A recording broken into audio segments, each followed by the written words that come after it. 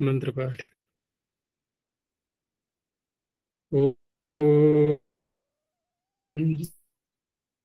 भवतु सहनौ भुनक्तु वीर्यं कर्मणि तेनावधीतमस्तु मा विद्विषावहै। ओम शांति शांति शांति।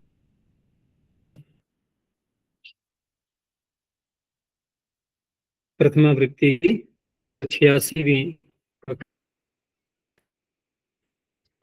चतुर्थ अध्याय संपाद 140 सूत्र हो गए थे। चलेगा ये व्यंग्स शब्द बन गया था।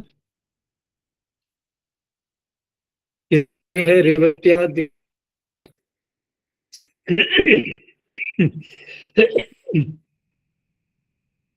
रेवत्यादिभ्यः तम ठक प्रथमैक वचनतम। रेवती आदि गण हो गया। रेवती उसमें पहला शब्द है, तो रेवत्यादिभ्यः प्रातिपदिकेभ्यः अपत्ये अर्थे ठक प्रत्ययो भवति। नाम है अलग अलग ही, तो रेवती किसी का नाम है, महिला का स्त्रीलिंग का शब्द है, तो रेवत्या अपत्यम रैवतिकः। अब क्योंकि स्त्रीलिंग का शब्द है ये, तो ये बनेगा ढक का अपवाद। ठीक है ना, स्त्रीभ्यो ढक। ऐसे ही दूसरा शब्द है इसमें अश्वपाली, ये भी स्त्रीलिंग का ही शब्द है, तो ये भी ढक का ही अपवाद बनेगा। अश्वपाल्या अपत्यम आश्वपालिकः। जहाँ ढक प्रत्यय होता है तो ठस्य का सूत्र को ध्यान में रखना है। और ये दो सूत्र हैं मुख्य, एक तो तो इसका तो सीधा सा अर्थ हो गया कि ठकार को, ठ में अ उच्चारण के लिए उसमें ठकार को इक, नहीं ठ पूरा ही ले लेंगे क्योंकि इक भी अकारांत है, ठीक है ना, तो ठ के स्थान पर इक आदेश हो जाता है। लेकिन इसके आगे वाला जो सूत्र है वो इसका अपवाद बन जाता है। इस, उस, उक, त, चार चीजें हैं उसमें, इस, उस, उक, त। तो इस उस तो स्वरूप से ले लेंगे, इस उस अंत में है जिन शब्दों के, अंगों के, और उक का अर्थ हो जाएगा प्रत्याहार उगंत, और त का अर्थ तकारांत। ऐसे शब्द हैं तो फिर ठ को एक आदेश नहीं होगा, फिर क्या होगा क। तो इस सुख तांतात कह, बहुत लगता है ये क्योंकि ऐसे बहुत से शब्द मिलेंगे।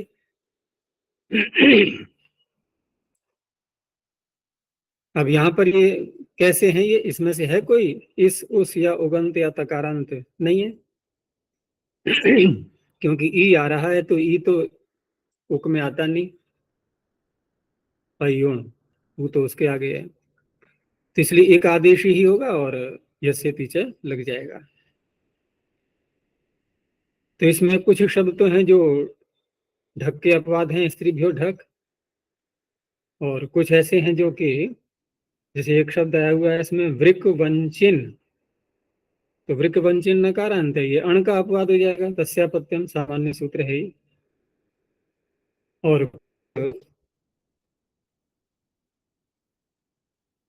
कुछ अकारांत भी हैं, जैसे वृक ग्राह, कर्ण ग्राह, दंड ग्राह, ये सब अतः के अपवाद बनेंगे।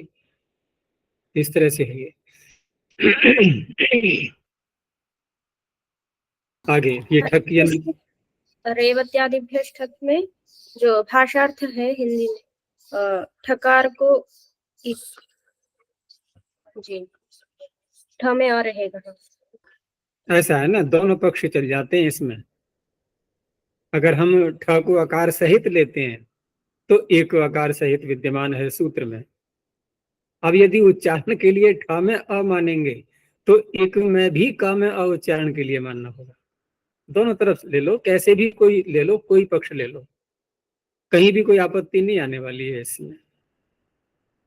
अब कुछ सूत्र तो ऐसे होते हैं जहां पर उच्चारण के लिए पाणिनि कोई शब्द जोड़ते ही नहीं है, कोई अक्षर, जैसे कि हम उसमें देखें आय ने ये नहीं यह, तो वहां पर क्या किया पाणिनि ने कि फ ढ ख छ घ, यहां तो उन्होंने आकार जोड़ दिया, जोड़ दिया नहीं, फ ढ ख छ घ में नहीं जोड़ा है, या जोड़ा है? बोलो। अच्छा,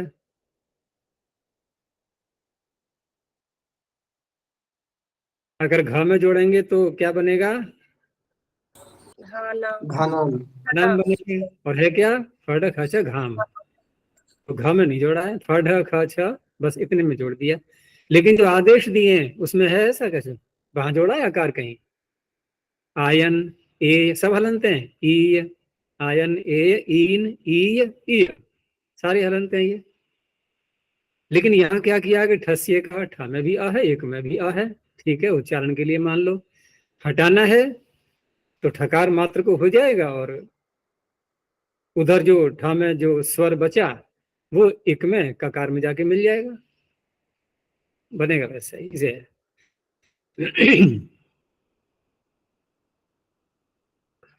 आगे है गोत्र स्त्रिया कुत्सने च, तो ण च से ठक भी ले लिया है ऊपर से। गोत्र स्त्रिया पंचम में वचनांतम, कुत्सने सप्तम में वचनांतम, अण लुप्त प्रथमांत निर्देश च व्यपदम। अब यहाँ पर गोत्र और स्त्री इन दोनों का जो समास किया गया है ये कर्मधारय समास है। तो कर्मधारय समास करेंगे तो फिर अर्थ क्या निकलेगा? वही गोत्र है, वही स्त्री है, तो स्त्री तो प्रत्यय को बोलते हैं, स्त्री प्रत्यय, पीछे भी ऐसे कई प्रसंग आ चुके हैं। तो अब गोत्र और स्त्री प्रत्यय का संबंध हो जाएगा कि स्त्री प्रत्यांत जो शब्द है वो प्रत्यय गोत्र में आया हुआ हो, ठीक है ना, गोत्रापत्य में। तो गोत्रम या स्त्री तद अभिधायिन प्रातिपदिकात् कुत्सने गम्यमाने अपत्यार्थे णः प्रत्ययो भवति ठक च। अब यहाँ पर कुत्सन शब्द पाणिनि ने बढ़ाया है, इसमें एक शर्त लगा दी गई है कि निंदा यदि द्योतित हो रही है, निंदा कहना है, उसकी निंदा करनी है, निंदनीय शब्द बोलना है, तब ये प्रत्यय होंगे ण और ठक। अब निंदा में अलग अलग मतभेद है कि निंदा किस तरह से ली जाए। अगर हम लौकिक दृष्टि से देखते हैं वर्तमान में, तो वर्तमान में लौकिक दृष्टि से देखते हैं तो महिला यदि सुशीला नहीं है, अच्छा आचरण नहीं है, तो उसकी संतान वो भी निंदा का पात्र बन जाती है और उसका नाम उसी तरह से लिया जाएगा। प्राचीन काल, क्योंकि वर्तमान में क्या होता है कि यहाँ पर प्राचीन की दृष्टि से यदि तुलना करें तो वर्तमान में पितृवंश अधिक चलता है, इन्होंने टिप्पणी में दिया भी है यहाँ पर। लेकिन प्राचीन काल में मातृवंश भी चलता था, ठीक है ना। जैसे पितृवंश की प्रधानता है वर्तमान में, लेकिन प्राचीन काल में मातृवंश भी चलता था। जैसे इन्होंने उदाहरण दिया है उसका जाबाली का, तो जाबाली का जबाला के नाम से ही जब नाम चल पड़ा और जब वो जाता है गुरु के पास में, तो वहां पर जब वो माँ का नाम बताता है तो उन्हें कोई आपत्ति नहीं होती है। लेकिन वर्तमान में यदि कहीं किसी से पूछे तुम्हारा कौन से परिवार से हो, और वो माँ का नाम बोले तो कहेंगे नहीं, पिता का नाम बताओ क्या। तो पिता के नाम से वंश की परंपरा चल रही है वर्तमान में। अब यदि कोई महिला पिता का नाम नहीं बता पाती है, वर्तमान की बात कर रहा हूँ, तो इसका अर्थ है कि वो निंदा के योग्य है, निंदनीय है। पिता को छिपा रही है अपने, या उसको पता नहीं ढंग से, गलत आचरण के कारण से, तो वो निंदा के योग्य बन जाएगा वहां पर। लेकिन प्राचीन काल में तो नहीं था ऐसा। तो वहां की दृष्टि से देखें यदि हम, निंदा कैसे होगी, तो वहां तात्पर्य है कि ठीक है, माँ की संतान तो है, वो माँ के नाम से ही चल रहा है, वो निंदा की बात नहीं है, लेकिन संतान अच्छी नहीं निकली है, अब यहाँ देखो अंतर आ गया ना, यहाँ संतान निंदनीय है, लेकिन यदि माता पिता का नाम नहीं बता पा रही है बच्चे के, तो वहां कौन निंदनीय होगा? माई तो निंदनीय हुई, बच्चा तो निंदनीय नहीं है, संतान तो निंदनीय नहीं है।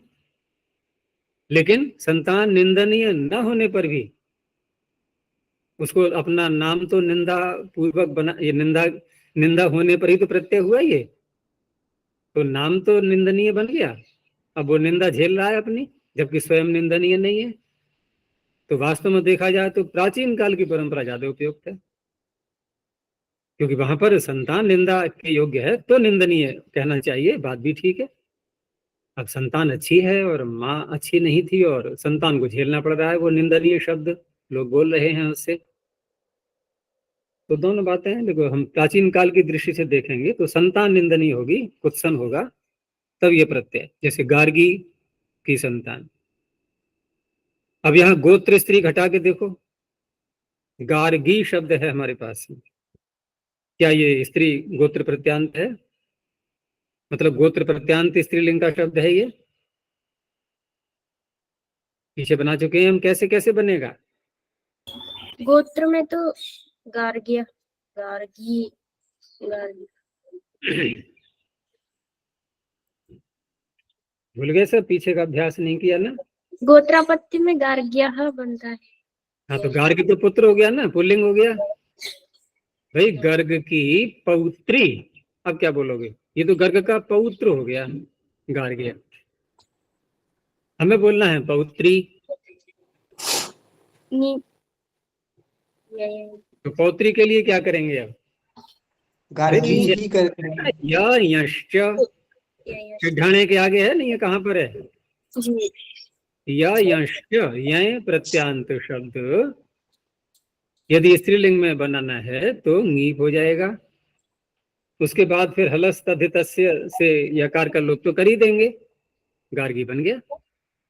अब ये गार्गी शब्द कैसा है? गोत्र प्रत्यांत और साथ में स्त्री प्रत्यांत भी हो गया, क्योंकि ङीप आ चुका है। अब इसकी संतान यानी गर्ग के पौत्री की संतान, ये अर्थ बना इसका। गार्गो, अब जालमह कहा जा रहा है, जालम, यहाँ देखो ना, ये एक मान लो संतान अच्छी है अगर उसकी, तो जालम कहना तो ये गलत है ना, व्यवहार की दृष्टि से देखें तो। वो कहेगा मैं कहाँ जालम हूँ, मेरी माँ जालमी रही होगी, जालमा रही होगी, मैं तो नहीं हूँ जालम। लेकिन फिर भी कहा जाता, तो इसलिए पीछे की दृष्टि से देखेंगे तो सही है वहां पर कि संतान तो, माँ तो ठीक है, लेकिन संतान अच्छा व्यवहार नहीं कर रही है समाज के अंदर, परिवार के नाम को बदनाम करने वाली संतान। तो गार्ग्यो जालम, गार्गो जालम, तो गार्ग हमें तो ऋणा प्रत्यय कर लो और ठग करेंगे तो गार्गे कह, दो बन गए। अगला शब्द गोत्रापत्य में बनाया गुलुचुकायन, और उसका स्त्रीलिंग में गुलुचुकायनी। तो गुलुचुकायन बनेगा गुलुचुक शब्द से, गुलुचुकस्य गोत्रापत्यम, और वो भी कौन? पौत्री, स्त्री। तो यहाँ पीछे सूत्र आ चुका है, प्राचाम अवृद्धात हिन बहुलम, हिन प्रत्यय कर दिया गया है। अब हिन में नहीं आया, है नहीं आया, कौन सा? आगे आएगा, प्राचाम अवृद्धात आगे आएगा। हाँ आगे आएगा, ठीक है। प्राचाम अवृद्धात हिन बहुलम आगे आएगा 160 संख्या पर। इनकी प्राच्य आचार्यों के मत में अवृद्ध शब्द, जैसे यहाँ पर है गुलुचुकायन, अवृद्ध है ना, तो उससे फिन प्रत्यय हो गया है। अब फिन में वृद्धि तो हो नहीं पाएगी आदि अच को, तो मूल शब्द क्या बनेगा बाद में? गुलुचुकायनी। अब यहाँ हमें पौत्री को बोलना है, तो एकारांत बना दिया इसने, फिन प्रत्यय करके एकारांत बन चुका है। अब एकारांत बनने के बाद फकार को आयन कर देंगे, और जो फी में ई है वो न में नकार में जुड़ जाएगी, आयनी। तो गुलुचुकायनी एकारांत होने से ये तो मनुष्य जाते हैं सूत्र पीछे आ चुका है, और ये हमने देख ही लिया था कि ये जो गोत्रवाची शब्द होते हैं ये सब जातिवाची शब्द से व्यवहार करते हैं इनका। पीछे बहुत बार ये आज की थी बात। तो जातिवाचक मनुष्य जातिवाचक बना तो इकारांत होने से ये तो मनुष्य जाति से स्त्रीलिंग में। अब यहाँ पर नीश प्रत्यय कर लिया, नीश। नी तो मूल शब्द क्या बन गया इस सूत्र के लिए? गुलुचु कायनी। अब इसका षष्ठी में गुलुचु कायन्या अपत्यम। अब यहाँ पर ण और ठक दोनों में वृद्धि हो जाएगी आदेश को। तो गुलौचु कायन, गुलौचु कायनिक। आगे वृद्धा ठक सौ वीरेशु बहुलम। वृद्धात् पंचम एक वचनांतम, ठक प्रथम एक वचनांतम। सौ वीरेशु सप्तमी बहुवचनांतम, बहुलम प्रथम एक वचनांतम। पीछे भी इस तरह के सूत्र आए हैं जहां पर एक वंशावली ली गई थी, यानी कि लौकिक गोत्र, उसको यूं कह सकते हैं, पारिभाषिक गोत्र नहीं। वैसे ही इस सूत्र में भी है सौवीरेशु। तो सौवीर क्या है? एक गोत्र चला रहा है पीछे से लौकिक। उस वंशावली में विद्यमान वृद्ध संज्ञक जो प्रातिपदिक हैं उनको लिया जाएगा।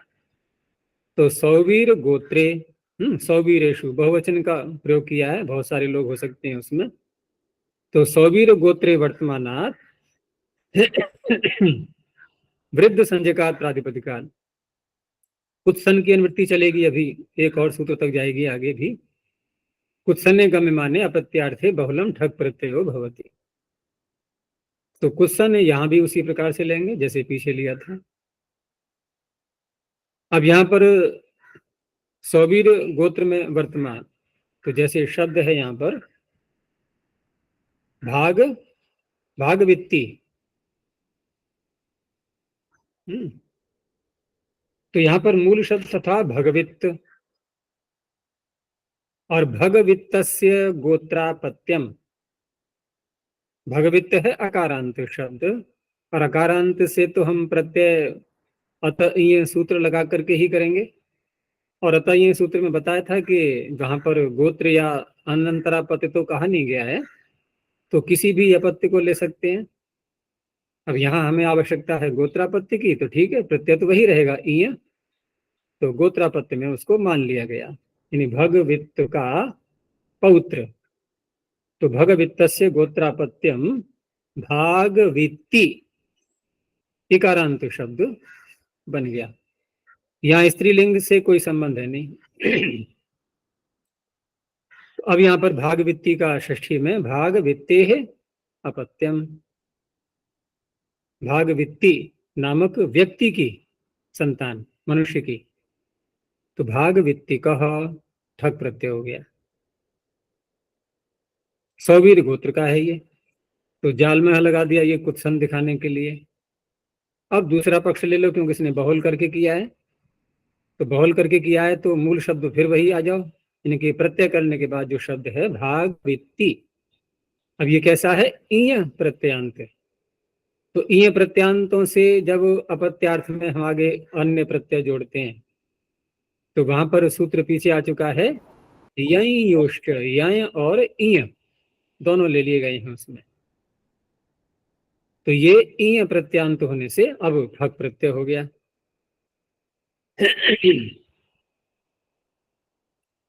अब यहां जो ठक प्रत्यय करेंगे तो क्या बन जाएगा? भाग वित्ती शब्द का भाग वित्तायन। तो भाग वित्तिकः और भाग वित्तायन। ऐसे ही एक शब्द है आगे, क्या हो सकता है बताओ? तारण बिंदवी ही। क्या होगा अगर मूल व्यक्ति को पकड़ें तो? क्या दिखाई दे रहा है शब्द? तारण बिंदु। तो तारण क्या होता है? तृण। तृण बिंदु ऐसा। तार तो वृद्धि करके बन जाएगा, और हम पहले ही तारण बोल देंगे तो अर्थ नहीं कर मिलेगा फिर उसका। तो तृण बिंदु, तृण बिंदु हो, तृण बिंदु हो अपत्यम। अब यहाँ पर तो फिर तस्यापत्यम ही लगाएंगे, क्योंकि उकारांतों से और तो कोई सूत्र है नहीं। तृण बिंदु अपत्यम, तो अण करके और गुण से गुण इत्यादि करके अब आदेश तारण बिंदव, ये बना मूल शब्द, ये सूत्र के लिए मूल शब्द। और उसके बाद फिर तारण बिंदवस्य अपत्यम, अब यहाँ ठक कर लिया तो तारण बिंदवी कह। अब दूसरे पक्ष में करेंगे तो अब यहाँ कौन सा होगा, क्योंकि अकारांत है हमारे पास में अभी है, तो अकारांत है तो अतः ये बैठा हुआ है और तो कोई सूत्र है नहीं, तो अतः ये से ये कर लेंगे तो तारण बिंदवी ही, अब ये बन जाएगा। बड़े विचित्र शब्द है। आगे क्या आ रहा है, आक शापेय। अब आक शापेय में क्या क्या माना जाएगा? आकाशाप। इसमें और कहीं दिया भी नहीं इसका मूल। यहाँ पर जैसे इन्होंने विग्रह किया है, षष्ठी जो दी है तो एकारांत नहीं, अकारांत मान करके षष्ठी है, आक शापेय बनाया इन्होंने। तो आक शापेय शब्द ढक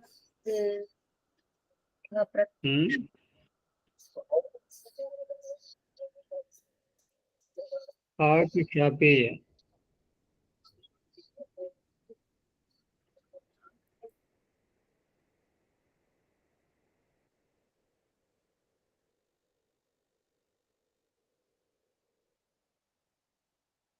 आक शापेय ढ करके ही ए करना होगा।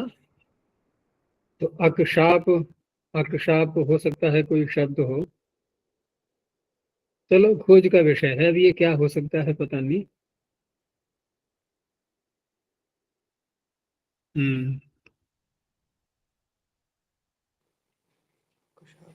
चलो जैसा भी यहाँ तो यही मान के चलो, अभी आक शापेय अकारांत, लेकिन जो अकशाप उन्होंने ही दिया है वहाँ काशिका में। हैं अकशाप, शुभ्रादिगण में अकशाप ऐसा आया है। हाँ, तो अकशाप से बनाएंगे भी तो वहां पर ए करेंगे तो ए तो फिर किसको होता है भाई, ढ कोई तो ए कर सकते हैं और तो कोई तरीका है नहीं, लेकिन ढ किससे लाएंगे फिर? शुभ्रादिभ्यश्च भैया, हैं? हाँ, शुभ्रादि, इसी वृद्धा ठक सवीर शुभोलम, इसी सूत्र पर जो गण दिया है ना ये, उसी गण में एक अंतर वहां लिखा है कि शुभ्रादि गण का ये अकशाप शब्द है, और उसको ये प्रत्यय करके आकशाप जो शब्द बनेगा वो ठीक इस है, गण में। शुभ्रादिभ्यश्च, शुभ्रादिभ्यश्च सूत्र से शुभ्रादिभ्यश्च सूत्र से पहले ढ करके आक शापेय बनाए के अकारांत, अकारांत जब बन जाएगा तो जिस पक्ष में हम ठक करेंगे तब तो आ बन जाएगा आक शापेय कह, और दूसरे पक्ष में बहुल के दूसरे पक्ष में बन जाएगा, क्योंकि अकारांत हो चुका है तो अतः इय से इय करके आक शापेयी ही ये बन जाएगा। चलो आगे देखते हैं, हेश छ च, हे पंचमे कुशनांतम छ लुप्त प्रथमांत निर्देश च अव्यपदम। यहाँ भी सब वही विषय है पूर्व सूत्र वाला, कि केवल प्रत्यय एक शर्त लगा दी है कि जो शब्द जो प्रातिपदिक पकड़ा जाएगा वो कैसा होगा, फी प्रत्यय वाला। अब फी में फिन प्रत्यय भी आया हुआ है, और फी कह करके फी का भी ग्रहण हो सकता है, क्योंकि जब कोई भी अनुबंध नहीं लगाते हैं पाणिनि तो सारे ही अनुबंधों वाले उस फी को ले सकते हैं ये। लेकिन यहाँ पर कौन सा लिया जाएगा, तो पीछे हम देखते हैं पिछला सूत्र था वृद्धात्, वृद्ध होना चाहिए। अब यदि यहाँ पर हम फिन लेते हैं तो फिन आदि इसको वृद्धि करवा नहीं पाएगा, तो वृद्ध नहीं बनेगा, इसलिए फी प्रत्यांत अर्थ स्वयं ही निकल आएगा बिना कहे। तो वृद्ध संजकात फीयंता प्रातिपदिकात सौवीर गोत्रे अपत्यार्थे छ प्रत्यय भवति बहुलम, कुछ समय गम्य माने चकारात ठक च, ठक पीछे से आ ही रहा है। तो दो प्रत्यय हो गए छ और ठक, कुत्सन यहाँ भी रहेगा। तो हमें फी प्रत्यांत देखना है, तो शब्द पहले मूल पकड़ेंगे यमुंद। अब यमुंदस्य अपत्यम, अब यहाँ इन्होंने दिखाया नहीं है कि फी प्रत्यय किस से हुआ, लेकिन ये जो शब्द है यमुंद, ये तिकादिगण में पढ़ा है पढ़ने में, और सूत्र पीछे आ चुका है तिकादिभ्य फीय। तो तिकादिभ्य फीय से अपत्य अर्थ में पहले बना लेंगे यामुंदायनी। अब ये बन गया एकारांत शब्द। अब इस सूत्र ने क्या कहा था, फेय प्रत्यांत हो, फेय प्रत्यय हो गया, वृद्ध हो, वृद्धि भी हो गया, दोनों बातें देखी जाएंगी। सौवीर गोत्र का होना चाहिए। तो अब उसकी संतान यामुंदायने है अपत्यम, तो छ प्रत्यय करेंगे तो यामुंदायनी, और ठग करेंगे तो यामुंदायनी कह। आचार्य जी, ये सिनेमा में यमराज को दिखाते समय तेलुगु में बहुत प्रसिद्ध है, बहुत प्राचीन काल से, ये यमुंडा यमुंडा बोलता है वो यमराज। अच्छा, वो गधा इसको पकड़ के यमुंडा करके डराता है। तो ये तो स्पष्ट हुआ ही कि ये शब्द संस्कृत का ही जो है वहां पहुंचा हुआ है। तो अब नाम तो कोई भी किसी का रख सकता है, तो है तो संस्कृत का ही शब्द, यही यमुंद है। फिर तो जो कहते हैं ऐसे, और लिखते भी ऐसे ही होंगे, जो लिपि है उसके अनुसार यमुंद ही लिखते हैं वहां पर। डा है डा, यमुंडा। यमुंड, यमुंड, अच्छा। चलो आगे देखते हैं। फांटाहृति मिमताभ्याम णफियौ, फांटाहृति मिमताभ्याम पंचमी द्विवचनांतम, णफियौ प्रथमा द्विवचनांतम। इसमें दो शब्द हैं, एक तो एकारांत है फांटाहृति, और दूसरा है मिमत। लेकिन पीछे जो सौवीर की बात चली थी कि सौवीरेशु, वो विषय यहाँ भी है, ये भी सौवीर वंशावली के ही व्यक्ति हैं दोनों। तो फांटाहृति मिमत प्रातिपदिकाभ्याम सौवीर विषयाभ्याम अपत्यार्थे ण फियौ प्रत्ययौ भवतः। अब रही बात कि इसमें दो प्रातिपदिक दिए हैं सूत्र में, फांटाहृति और मिमत, प्रत्यय भी दो हैं। तो तुरंत ही सूत्र आ जाता है सामने, यथा संख्यम अनुदेशः समानम, संख्या का क्रम जोड़ो इसमें आपस में। तो फांटाहृति से होना चाहिए ण प्रत्यय, और मिमत से होना चाहिए फीय प्रत्यय। लेकिन जब सूत्र की संरचना को देखा गया और दोनों का जब द्वंद्व समास किया, तो द्वंद्व समास में सारे ही पद उपसर्जन होते हैं। तो पूर्वापर का फिर व्यवस्था कैसे की जाएगी, किसको रखना है पूर्व में? तो वहां पर जो द्वंद्व का नियम क्या बताया था दूसरे अध्याय में, द्वंद्वे द्वंद्वे घी, यहां से प्रारंभ होता है ये द्वंद्वे घी। तो घी संज्ञा तो इसमें है नहीं, है लेकिन फांटाहृति की है अगर देखा जाए तो ये पूर्व में आना चाहिए। लेकिन द्वंद्वे घी का अपवाद भी तो बैठा हुआ है, देखेंगे आगे। जैसे द्वंद्वे घी तो सूत्र हो गया, उसके अनुसार तो फांटाहृति पूर्व में ठीक है। फिर आया अजाद्य दंतम। अगर कोई शब्द ऐसा है जो आजादी भी है और अकारांत भी है, ऐसा तो इसमें नहीं है कोई भी। अकारांत तो है मिमत, लेकिन आजादी नहीं है। जैसे इंद्र है ना, इंद्र, इंद्र आजादी भी है अकारांत भी, ऐसे पकड़ते हैं वहां। तो अजादंतम। फिर आया अल्पास्तरम। अब अल्पास्तरम द्वंद्व घी का अपवाद बन जाएगा कि जिसमें अल्प अच है वो पहले बोला जाएगा। तो अल्प अच किस में है, मिमत में।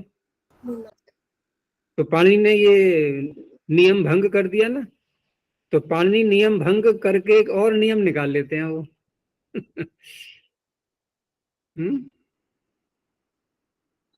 पाणिनि जो है नियम भंग करके भी नियम बनाते हैं, कितनी विचित्रता है।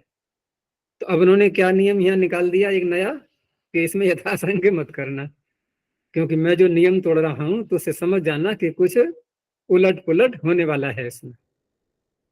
तो यही उलट पुलट यथासंख्य नहीं होगा।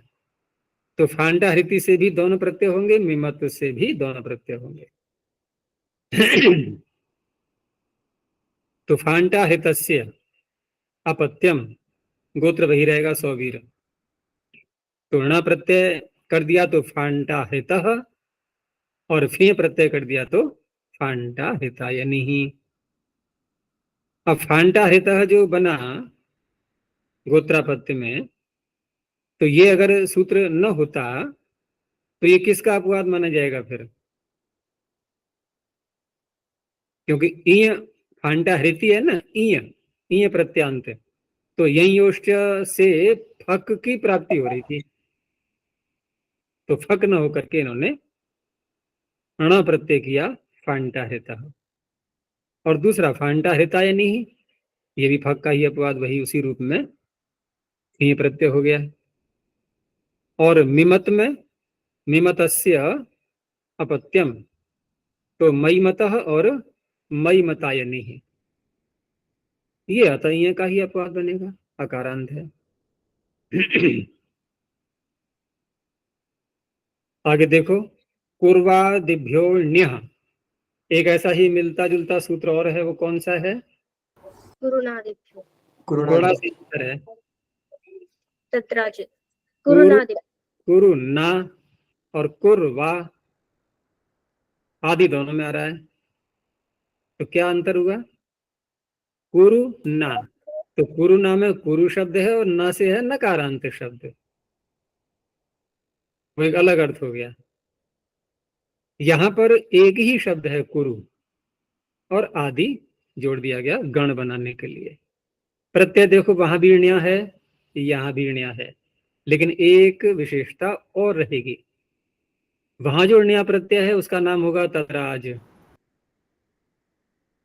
ये नहीं है तद्राज, वहां संज्ञा एक अलग से आएगी, ते तद्राजा, नहीं यहाँ दयस तद्राजा, नहीं, न्याद ते है, तत्रा दो तद्राजा। हाँ, दो सूत्र हैं ये तद्राज के भी। तो वहां पर तद्राज संज्ञा होने से फिर ये भी होता है कि जब हम रूप चलाते हैं तो बहुवचन में उसका लोप हो जाता है, तद्राजस्य बहुषु तेनैव अस्त्रियां। और ये जो न्याय करेंगे तो यहाँ बहुवचन में वैसा ही रहेगा, जैसे कौरव शब्द के रूप चलाएंगे तो कौरव्यः कौरव्यौ कौरव्याः, और वहां यदि बनाएंगे तो कौरव्यः कौरव्यौ कुरवः, हो गया ना अंतर?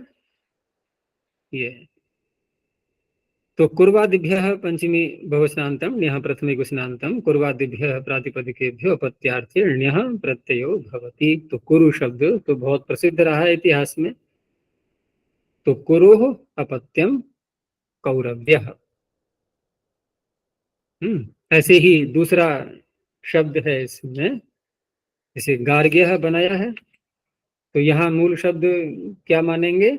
जैसे यहाँ तो हो गया कुरु, और दूसरा हो जाएगा गर्ग।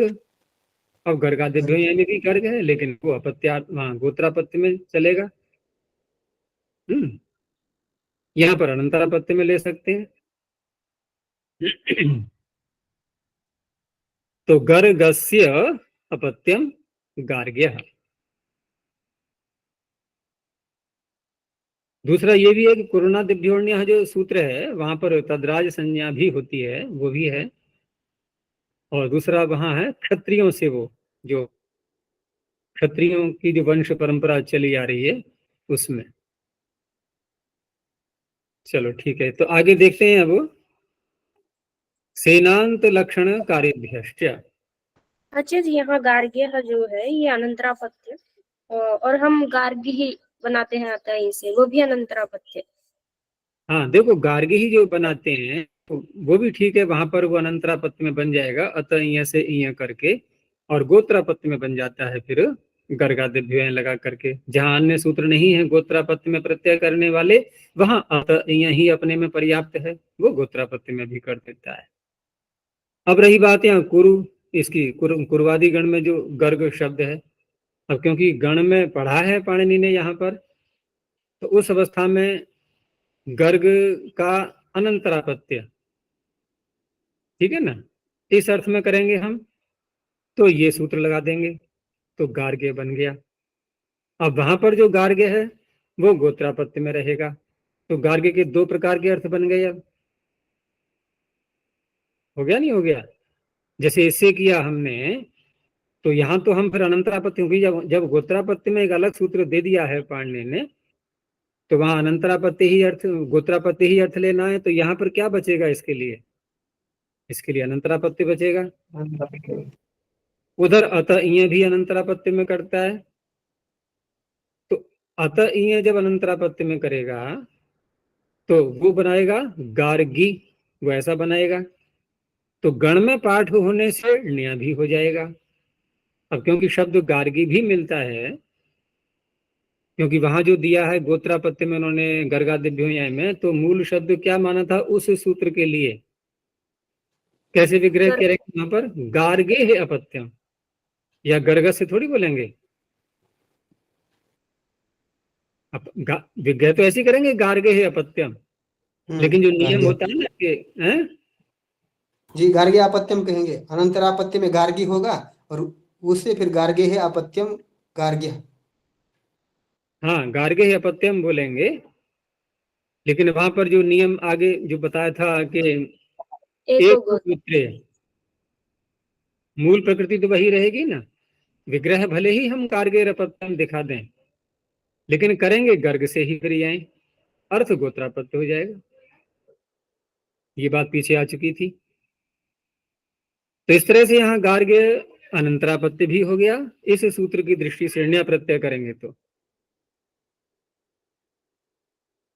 अब नियम में और यह में स्वर का अंतर रह जाएगा। आप केवल गर्गाद्य भी ऐसे करेंगे तो नित्यादि नित्यम लगेगा, और ये जो ण्य करेंगे तो आद्युदात्त, यानी कि प्रत्यय उदात्त रहेगा तो पूरा प्रातिपदिक रहेगा अंतोदात्त।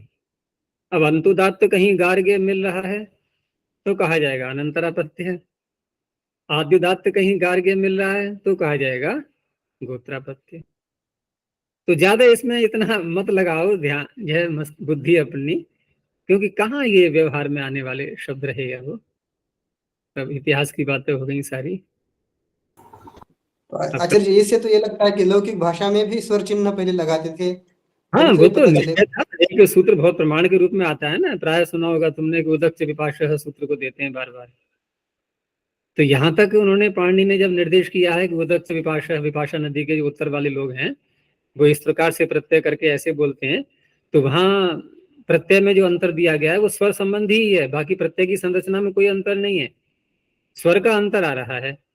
तो यहाँ तक उन्होंने निर्देश किया है कि उत्तर वाले जो है ये स्वर बोलते हैं और दूसरी दिशा वाले ये स्वर बोलते हैं।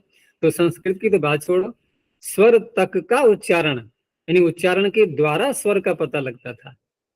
उंगली चला के नहीं, हाथ उठा के ऊपर को, ऐसे नहीं, उच्चारण से ही पता लग जाया करता था। अब क्योंकि उच्चारण से पता नहीं लगता है तो संकेतों से बताते हैं कि देखो मैं ये स्वर बोल रहा हूँ।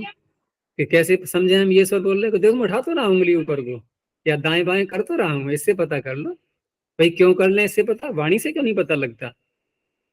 तो उसका न तो बोलने वाले को अभ्यास है, न सुनने वाले को अभ्यास है। क्योंकि मुख्य बात होती है सुनने वाले को अभ्यास हो पहले, तब बोलने वाला बोले भी। अब माँ बच्चे को डांटती है तो बच्चा तुरंत समझ जाता है कि नहीं? क्या उसको कहना पड़ता है कि मैं डांट रही हूँ? नहीं, उसकी भाषा से, उसके लहजे से, उसकी टोन से, उसके चेहरे से, उसकी आंखों से बच्चा समझ जाएगा। तो जब बच्चा समझ रहा है तब माँ फिर वैसी भाव भंगिमा चेहरे की करेगी वो। और बच्चा ये समझ ही नहीं रहा है, मान लो कोई 2 महीने का, 5 महीने, 6 महीने का बच्चा है, क्या माँ उसके आगे भाव भंगिमा करेगी मुख की अपनी तरह तरह की डराने के लिए उसको? नहीं, उसे पता है बच्चा समझ ही नहीं रहा है। तो मुख्य बात होती है कि सामने वाला यदि हमारी बात को समझ रहा है तब हम उस प्रकार की भाषा का प्रयोग करते हैं।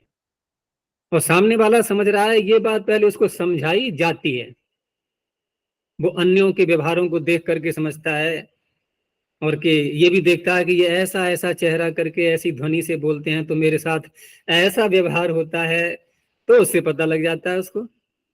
ये सारी बातें उसमें आती हैं भाषा विज्ञान में, कि भाषा में जो हम अनेक प्रकार के अंतर देखते हैं और अलग अलग टोन निकाल करके बोलते हैं, और जो नया एक सीखने वाला बच्चा है वो कैसे सीख रहा है, तो वृद्ध व्यवहार ये शब्द आता है उसमें। वृद्ध माने जो बड़े लोग हैं हमारे, उनके व्यवहार से पता लगता है कि इस शब्द का क्या अर्थ है। क्योंकि शब्द अपने अर्थ को बोल रहा है तो बच्चे ने कैसे समझ लिया। किसी ने कहा कि पानी ले आओ, अब छोटा बच्चा है वो नहीं जानता पानी किसे कहते हैं, लेकिन ध्वनि तो उसके कान में आई कि पानी ले आओ, ऐसा माने या किसी ने कहा। अब जिससे कहा उसने, उसको देखेगा इसने किया क्या, ऐसा बोलने पर इसने क्या किया, तो उसने किया कि वो पानी ले आया। अब वो बच्चा समझ गया कि पानी जो शब्द है इसका अर्थ है कि ये जो गिलास में भरा हुआ तरल पदार्थ है, ये इसका अर्थ हो गया। ऐसे भाषा का, शब्दों का अर्थ बच्चे समझते हैं। तो यही ऐसी ही बात सारी टोन में आ जाएगी कि किस लहजे से कौन बोल रहा है, उसका क्या अर्थ हुआ, तो उसके प्रभाव को देख करके अन्य भी सीख जाते हैं। तो वही बात है कि अब स्वर संबंधी प्रचलन में न होने के कारण से न बोलने वाले को अभ्यास रहा, न सुनने वाले को। तो अब संकेतों से बताते हैं फिर। नहीं तो अगर संकेतों से ही ये सारे स्वर प्राचीन काल से, वैदिक काल से ही, अगर सृष्टि के प्रारंभ से ही चल रहे होते तो बड़ी बाधा आएगी बोलने वाले को। वही कहेगा मैं हाथ ही हिलाता रहूंगा सारी जिंदगी, ऐसे ही क्या है। क्योंकि जब स्वर की परंपरा है तो स्वर तो हर प्रत्येक शब्द में बोलना होगा फिर।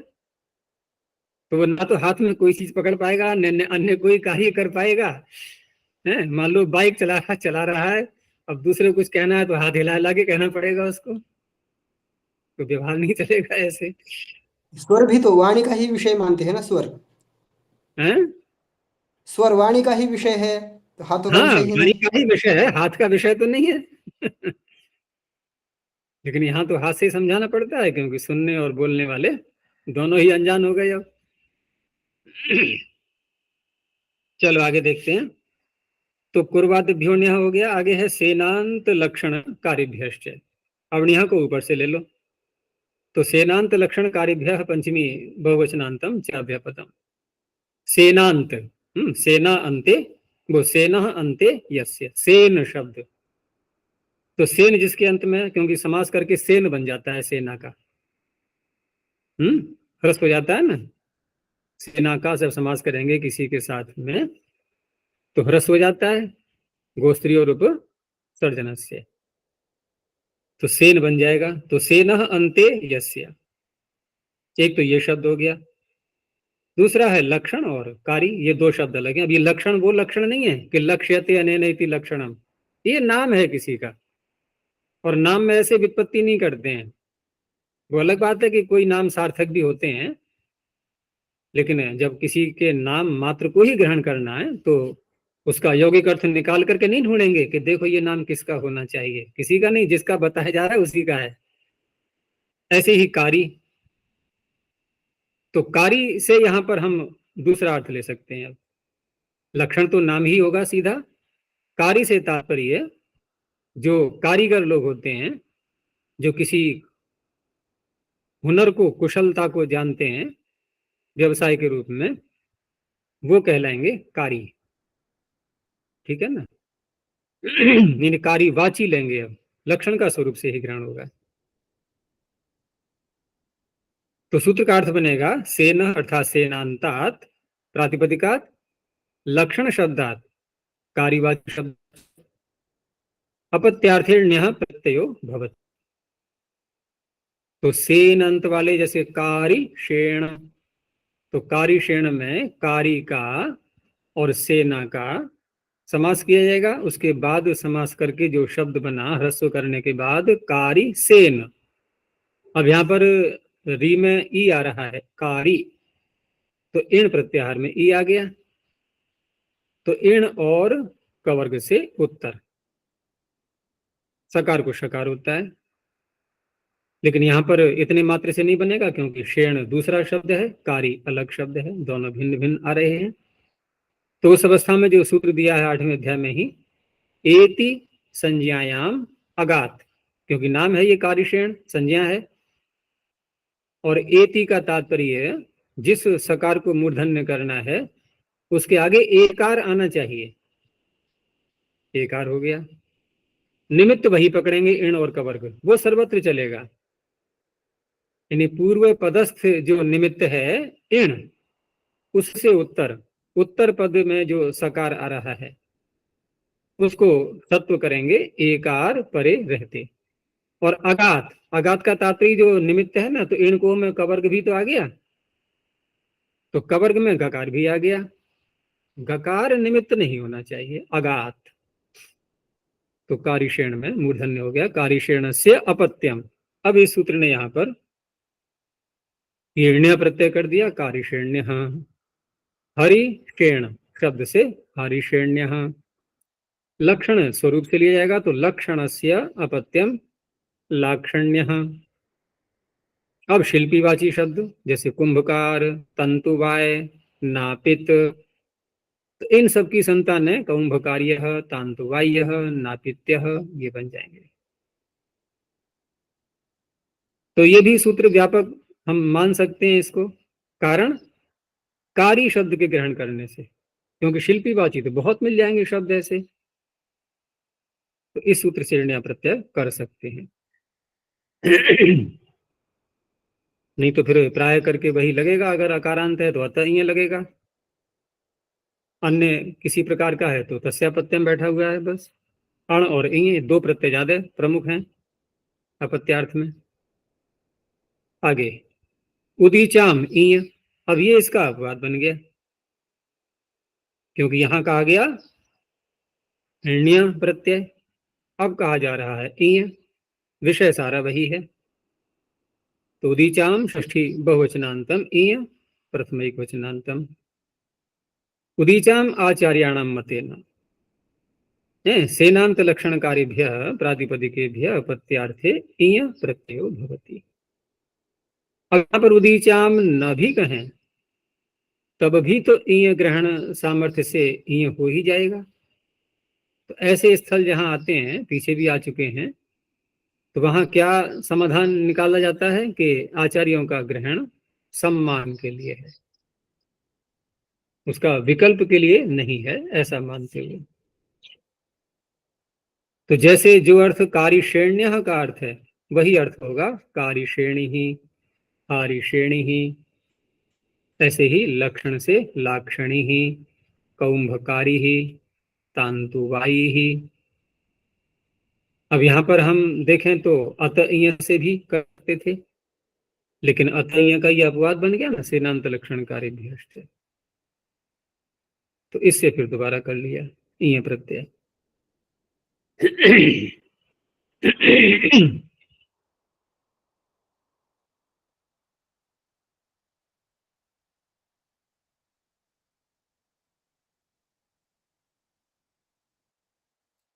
आगे तिकादिभ्य फिर,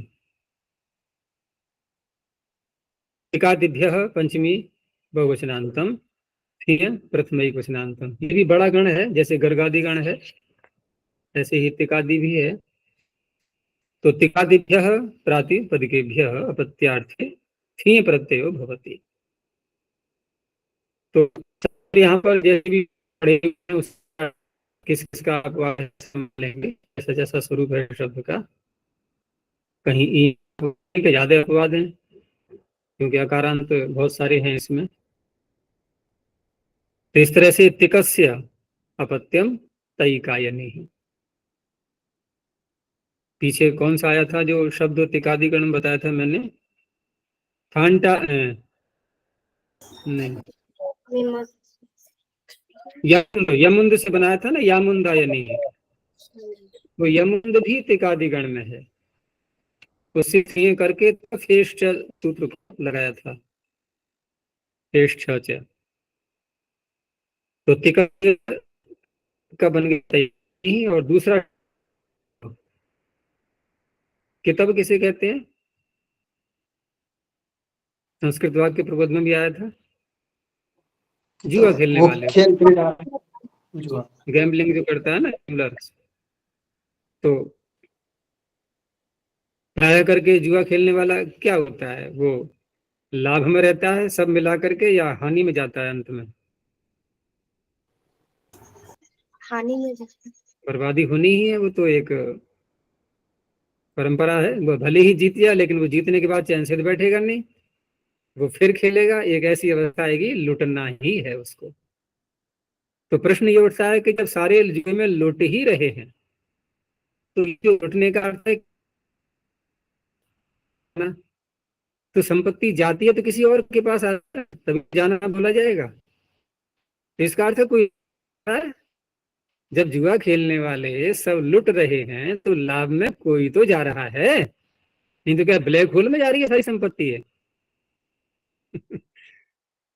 तो कौन रहता है लाभ में जुए में, बताओ सोच करके, क्योंकि सारे तो हारने वाले हैं ठेका सब चलाने वाले, हैं। उसके आयोजन ठेका करने चलाने वाले। हाँ आयोजक, ठीक कहा, उसको बोलते हैं दलाल जुआरियों की भाषा में। तो जो जीतता है उससे भी दलाली लेगा वो, जो हारता है उससे। तो कुल मिलाकर के जैसे एक लोक में और भी बात चलती है कि सोना यानी कि स्वर्ण सोना घूम फिर करके सुनार के पास ही जाता है। ये बात भी क्यों कही जाती है, हम खरीदने जाते हैं तो अधिक मूल्य पर देगा वो, हम जब दोबारा बेचेंगे तो कम मूल्य पर लेगा हमें, तो उसकी संपत्ति बढ़ गई, संपत्ति बढ़ गई नहीं सोना बढ़ गया।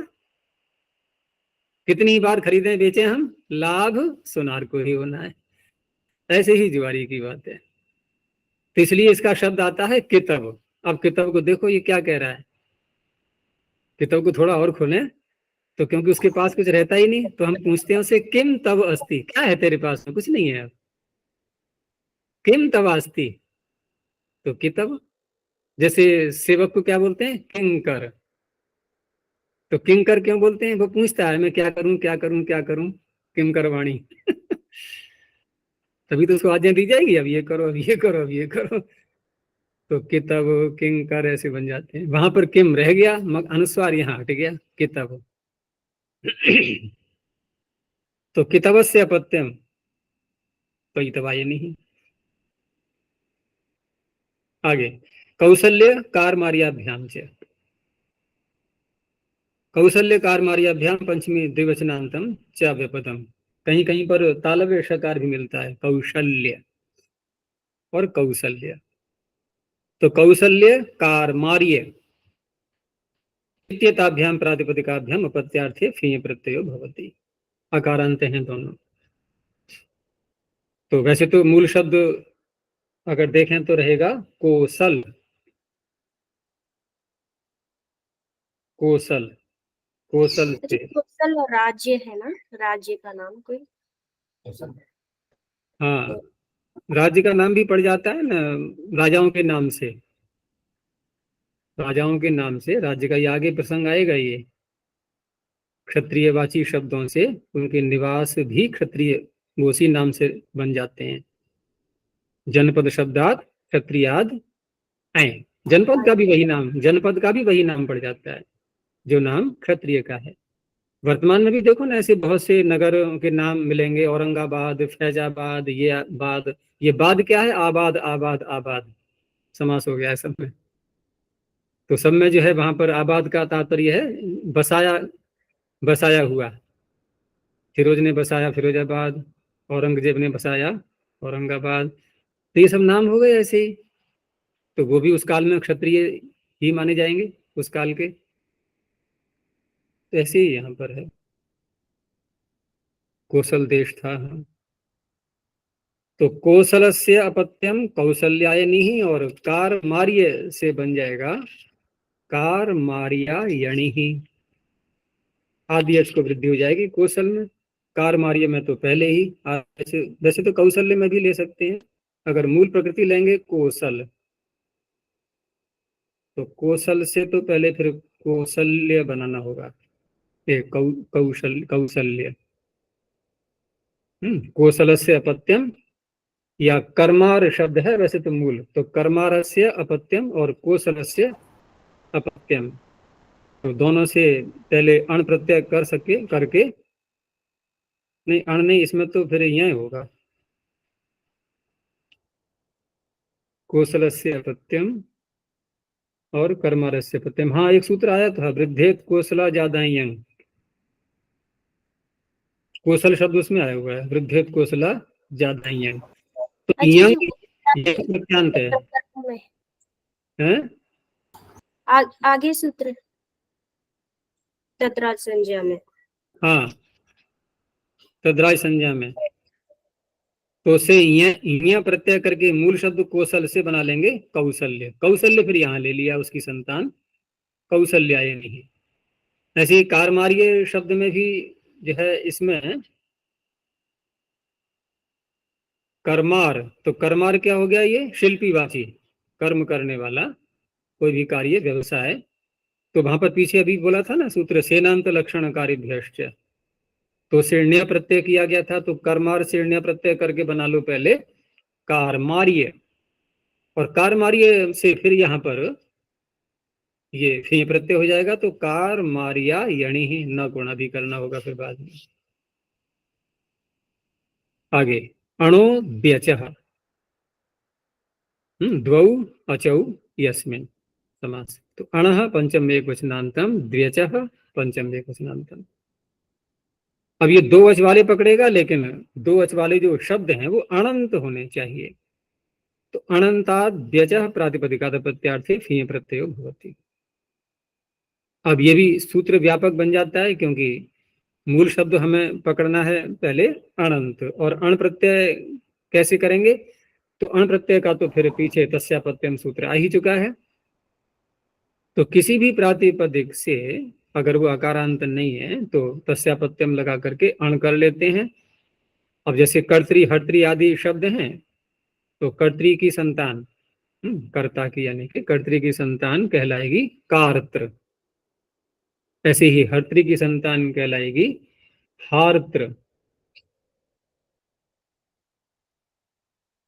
अब यहाँ पर जब कार्त्र हार्त्र बना लिया तो दो अचवाला है, अनंत है ना। अब उससे यहाँ पर उसकी संतान आगे जब बढ़ाएंगे तो बनेगा कार्त्रस्य अपत्यम हार्त्रस्य अपत्यम। अब यहाँ विचार करने की बात है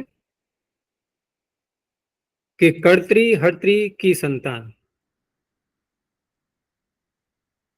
और यहां भी हम तस्यापत्य करके जो कार्त्र हार्त्र शब्द बनाए हैं, तो ये कार्त्र हार्त्र गोत्रापत्य भी हो सकते हैं और अनंतरापत्य भी हो सकते हैं। अगर हम ये माने कि ये गोत्रापत्य में बने हैं पहले से, तो इसके आगे जब प्रत्यय करते हैं तो नियम होता है गोत्राद यूनि। गोत्रांत से यदि आपको प्रत्यय करना है तो युवापत्य में ही होगा, गोत्राद यूनि अस्त्रियाम। और यदि हम इसको अनंतरापत्य मानते हैं कार्त्र हार्त्र शब्द, तो अब ये अणुद्यचा से प्रत्यय करेंगे, ठीक है ना। ये किस में होगा फिर, ये गोत्रापत्य में बनेगा, यानी कर्तरी का गोत्रापत्य, हर्तरी का गोत्रापत्य, ये तो बनेगा। कर्तरी का पुत्र बनेगा ना फिर कार्त्रायणी, क्योंकि कर्तरी का अपत्य कार्त्र, कार्त्र का अपत्य कार्त्रायणी, तो कार्त्रायणी कर्तरी का कौन हुआ, तीसरी संतान यानी गोत्रापत्य।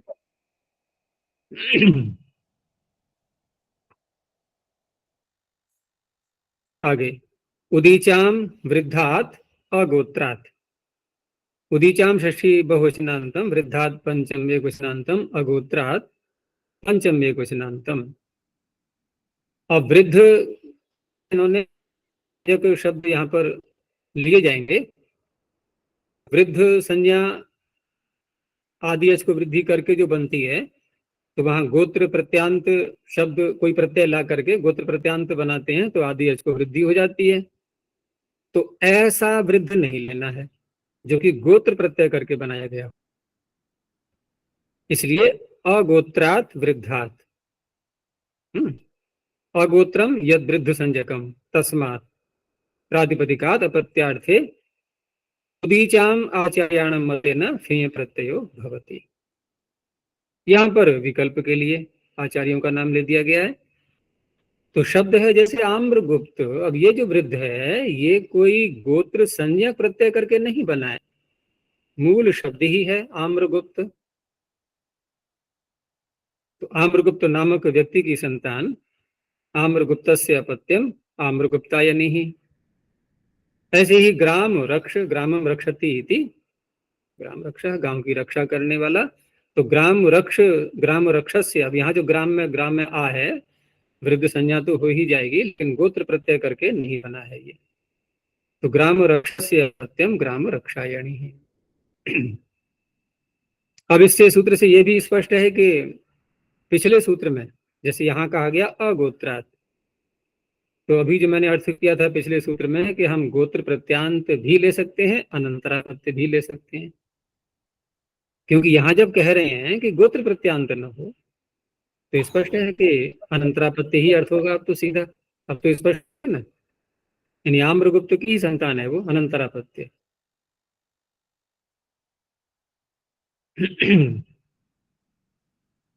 आगे वाकिनादीनाम कुक्च, वाकिनादीनाम षष्ठी बहुवचनांतम कुक प्रथम एक वचनांतम च विपदम। ये गण हो गया। आप ज्यादा बड़ा नहीं है, 5 शब्द हैं इसमें केवल। वाकिन, गारेध, कार्कट्य, काक और लंका, ये शब्द हैं। एक 2 शब्द और भी हैं, वो वार्तिक के रूप में दे दिए। चर्मि वर्मिणोर न लोकशिनी, चर्मिन वर्मिन, वहां नकार का लोप भी किया गया साथ में, चर्मी वर्मी रह जाएंगे अब। तो कुल मिलाकर के 7 शब्द बन जाते हैं इसमें वाकिनादि गण में। तो वाकिनादिभ्य अगोत्रेभ्य वृद्ध संजकेभ्य प्रातिपदिकेभ्य अपत्यार्थे ठिय प्रत्ययो भवति। उदीचाम ऊपर से ले लेते हैं, उदीचाम आचार्याणाम मतेन। साथ में सूत्र में कुक और बढ़ाया गया है। तो प्रत्यय संयोगे न वाकिनादि नाम कुक आगमो भवति। तो आगम की ही दृष्टि से वाकिनादि नाम में षष्ठी की गई है। प्रत्यय जब लाएंगे तो पंचमी में उसको बदल देंगे। तो वाकिन शब्द है पहला इसमें, तो अतः यहाँ का अपवाद ही बनेगा। तो वाकिनस्य अपत्यम वाकिनाय, वाकिन कायनी ही, वाकिनायनी नहीं, वाकिन कायनी ही, ककार और जुड़ जाएगा। क्योंकि यहाँ जो प्रत्यय की आय फी है, तो फी का तो फकार को आयन होकर के आयनी, अब को आगम किया गया है प्रातिपदिक को, प्रत्यय को नहीं।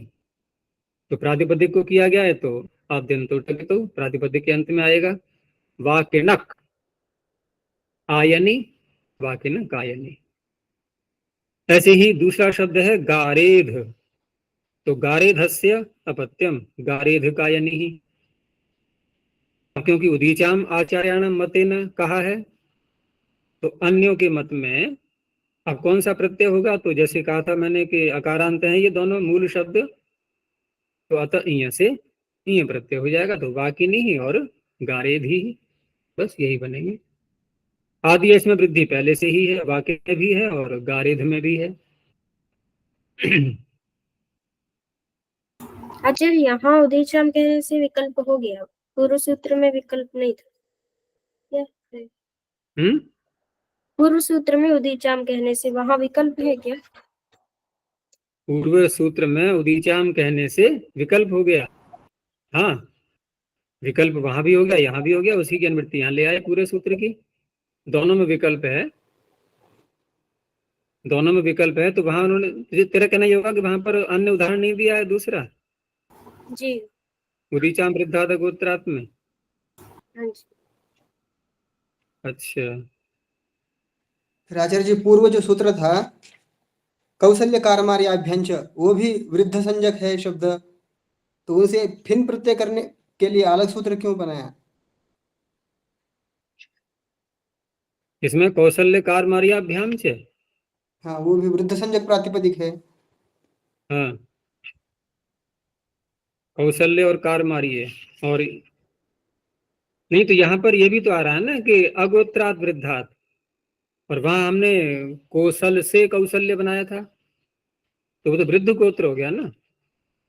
मतलब वृद्ध तो है लेकिन गोत्र हो गया ना, गोत्र प्रत्यांत। और यहाँ पर क्या कहा गया है? अगोत्रात, इनके मूल स्वरूप में ही आदि अच को वृद्धि होनी चाहिए। तो द्वितीय शौचामादे है या कितिच लगा करके नहीं, क्योंकि ये हम जब लगाते हैं जब कोई प्रत्यय करते हैं पहले। और ये क्या है? ये शब्द वाकिन और गारेध, ये मूल ही ऐसे हैं। इसमें आदि अच को वृद्धि, वृद्धि क्या कहा जाएगा? दीर्घ कह लो उसको। वृद्धि किसी सूत्र से थोड़ी की गई है यहाँ पर। लेकिन वृद्ध संज्ञा करने वाला सूत्र तो ये कहता है कि आदि अच वृद्धि नाम, भले ही हमने किसी सूत्र से नहीं वृद्धि नहीं की है, फिर भी वृद्धि नाम तो रख ही सकते हैं ना उसका, क्योंकि आय दीर्घ की जब करेंगे तो आचार्य जी जो कौशल प्रातिपदिक है कौशल, वो भी फिर हो जाएगा। कौशल्य, कौशल्य से लिया है, सूत्र में पढ़ा है कौशल्य, कौशल से पहले कौशल्य बना लिया। अब कौशल्य बनाते ही ये इस सूत्र का विषय नहीं रहा, क्योंकि यहाँ कहा गया है अगोत्रात वृद्धात, तो इसलिए सूत्र में ही पहले ही उन्होंने वृद्धि करके पढ़ा है उसको, कौशल्य कार मारी है, मूल को नहीं पकड़ा उन्होंने। हाँ, ये जो बात हो रही थी ना उदीचाम वृद्धात गोत्रात में, जो उदीचाम पढ़ा हुआ है, तो यहाँ पर दूसरा उदाहरण जो नहीं दिया है इन्होंने, तो यही मानना होगा कि ये फिर सम्मान के लिए ही कहा जाएगा उदीचाम जो ग्रहण है। लेकिन अर्थ में तो उदीचाम आचार्याणाम मतेन करके लिखा। अर्थ में तो ऐसे ही लिखेंगे, अर्थ में तो ऐसे ही लिखेंगे। वैसे प्रतिदान तो दिया है इन्होंने, नहीं इसको हम यूं कह सकते हैं, जैसे यहाँ पर इन्होंने दिया है वाकिना दीनाम कुक्चम उदीचाम आचार्याणाम मतेन, और वहां भी ऐसे ही बोला है अर्थ में उदीचाम आचार्याणाम मतेन, तो वहां भी हम दूसरा पक्ष ले सकते हैं। वहां दूसरा पक्ष फिर ऐसे लेंगे कि देखो जो शब्द अगोत्र वृद्ध संजक हैं उनसे उदीचे औदीच्य आचार्यों के मत में थी प्रत्यय होता है, और आम्रगुप्त का उदाहरण देकर के बनाया आम्रगुप्ता यानी ही, ये रह गया यहाँ, धोखे से देना चाहिए इनको। तो दूसरा उदाहरण बनेगा फिर जो औदीच्य आचार्य नहीं है या अन्यों के मत में, उनके पक्ष में बनेगा फिर आम्रगुप्ती ही, क्योंकि वहां पर फिर अतः यह सूत्र ही लगेगा, क्योंकि इसका जो उदाहरण दिया है ना उसमें पद कृत्य में कि उदीचामिति किम, तो दे दिया सीधा आम्रगुप्ती ही, शब्द वही लिया है। तो अन्य शाम मते जैसे नीचे कहा है इन्होंने वाकिना दीनाम कुक्चा में, तो यहां भी अन्य शाम मते कह करके लिख लो प्रथमावृत्ति में, तो आम्रगुप्ती ही। ऐसे ही दूसरा शब्द क्या था ग्राम रक्ष, तो ग्राम रक्षी ही, ये बन जाएंगे। चलो एक सूत्र और लेते हैं, उत्तरांताद अन्यतरस्याम। अब देखो पिछले सूत्र ने कुक आगम किया और प्रत्यय कौन सा किया, फीय प्रत्यय। अब यहाँ पर यह अन्यतरस्याम कर दिया गया है, विषय सारा वही है। तो पुत्रांतात् पंचम एकवचनांतम अन्यतरस्याम सप्तम एकवचनांतम। तो अगोत्रात् वृद्ध संजकात् पुत्रांतात् प्रातिपदिकात् अन्यतरस्याम फी प्रत्यय भवति कुक्च आगमः उदीचाम आचार्याणाम मतेन। अब यहां देखो, एक तो उदीचाम आचार्याणाम मतेन, एक तो विकल्प वहां से प्रवेश कर गया, दूसरा सूत्र में अन्यतरस्याम कह दिया। तो जब दो विकल्प कहे जाते हैं तो शब्द कितने बनते हैं, तीन। तो एक तो हम ले रहे हैं पूरा ज्यों का त्यों, यानी प्रत्यय भी कर लो कुक आगम भी कर लो। तो शब्द क्या है, पुत्रांत लेना है, जैसे गार्गी पुत्र, तो गार्गी पुत्रस्य अपत्यम, गार्गी पुत्रस्य अपत्यम, तो गार्गी पुत्र का नहीं है। ये दोनों बातें हो गई इसमें। अब यहां पर दूसरा जो बना है, दूसरा बना है गार्गी पुत्रायणी है, तो गार्गी पुत्रायणी में क्या करेंगे, कुक आगम नहीं करे। देखो पिछले सूत्र में फे प्रत्यय का विधान किया गया, और जिस पक्ष में हम फे करेंगे उस पक्ष में कुकागम भी साथ में था। तो प्रथम पक्ष जो यहाँ बना पहले गार्गी पुत्र कायणी ही, यहाँ पर कुकागम भी हो गया और फीय प्रत्यय भी हो गया। दूसरा इन्होंने अनत्रस्याम का संबंध कुकागम से जोड़ दिया कि विकल्प से कुकागम होता है। तो विकल्प से कुकागम जब करेंगे तो दूसरा पक्ष बिना कुक के रखो, प्रत्यय वही रखो, तब बन गया गार्गी पुत्रायणी ही। अब तीसरा पक्ष, तीसरा पक्ष में अब प्रत्यय को ही हटा दिया गया, तो प्रत्यय हट गया है तो कुक तो स्वयं ही हट जाएगा। कुकागम का विकल्प प्रत्यय होते होते था, अब प्रत्यय ही नहीं है तो कुक का तो कोई संबंध रहा ही नहीं। तो उस पक्ष में फिर क्या करेंगे, अब अकारांत है गार्गी पुत्र शब्द, तो अत इय से इय प्रत्यय हो गया, तो गार्गी पुत्री ही। ऐसे ही वात्सी पुत्र का वात्सी पुत्र कायणी ही, वात्सी पुत्रायणी ही, वात्सी पुत्री। बस यहाँ यही ध्यान रखना है कि ये जो अन्यतरस्याम है यहाँ सूत्र में, ये अन्यतरस्याम कुक के लिए है, प्रत्यय तो आएगा ही हे प्रत्यय, और उदीचाम का जो ग्रहण है वो प्रत्यय का ही विकल्प हो गया पूरा, अन्यतरस्याम से कुक का विकल्प हो गया। कितना अंतर है,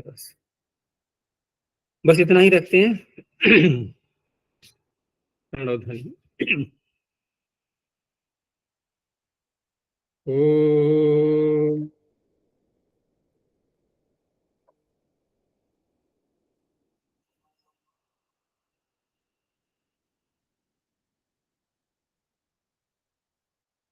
ओम।